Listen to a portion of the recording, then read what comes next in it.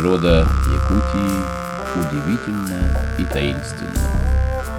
Одним из загадочных уголков Якутии, несомненно, являются священные горы Кигилях, которые находятся на полюсе холода и располагаются на водоразделе рек Яна и Адыча. Слава о горе Кигилях распространяется по всему миру с поистине космической скоростью, представляя ее как энергетический центр планеты, и называют ее Северной Шамбалой. В переводе с якутского корень «киги» означает «человек». То есть относительно горы условный перевод будет означать «каменные люди». По существующим у адычинцев легендам, на горе Кигилях испокон веков живут верхние божества – Аир. И отсюда второй, более глубокий и магический смысл. Это гора богов. Удивительное в том, что открытие сие принадлежит не ученым, а якутским шаманам, людям со сверхъестественными природными способностями. Существует поверье, что в древности якуты и эвены, жившие в окрестностях гор, когда приходила беда, всегда обращались к Всевышним силам именно через горы Кигиля. И разрешалось подниматься на священные горы только шаманам и их потурксукам. Итак, у аборигенов, живущих близ горы, утвердилось твердое табу. Строго запрещалось ходить без надобности и даже долго смотреть на священную гору. Но в то же время считалось, что человек, побывавший на этих горах с добрыми намерениями, заряжается свежей внеземной энергетикой и очищается. На самой горе происходят загадочные и мистические явления.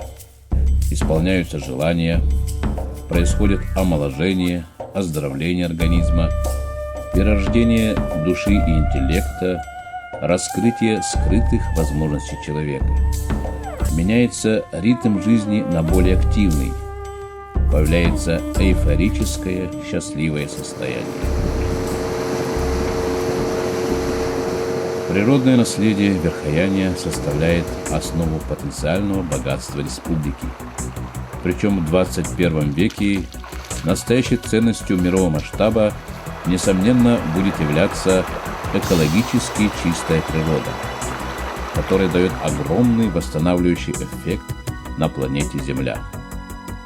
Река Тостах – одно из тех редких мест на планете, где сохранилась первозданная чистота природы, разнообразие растительного и животного мира, которые и создают идеальные условия для экзотической охоты, рыбалки, сплавов и экскурсий.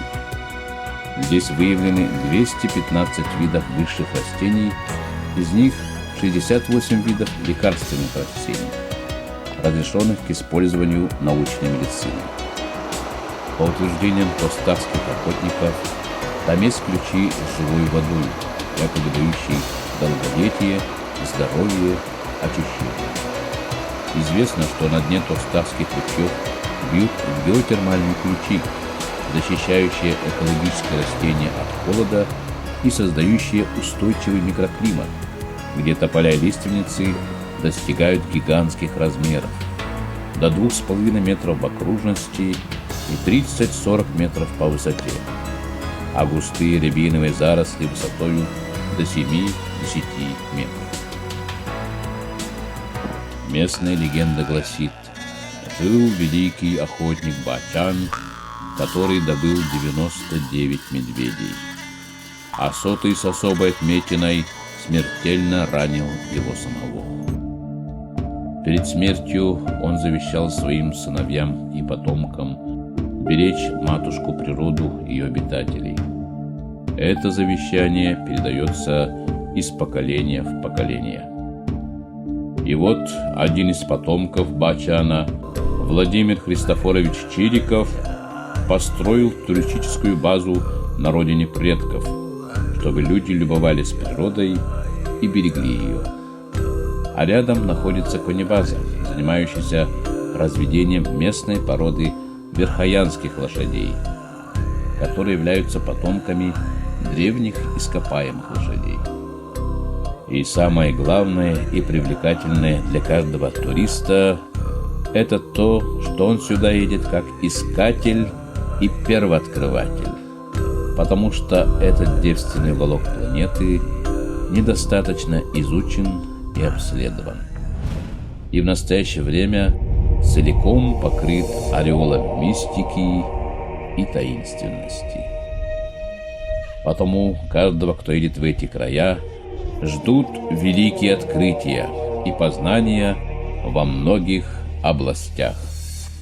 Мы открываем для вас врата неизведанного райского уголка планеты, покрытого ореолом таинственности и неразгаданности.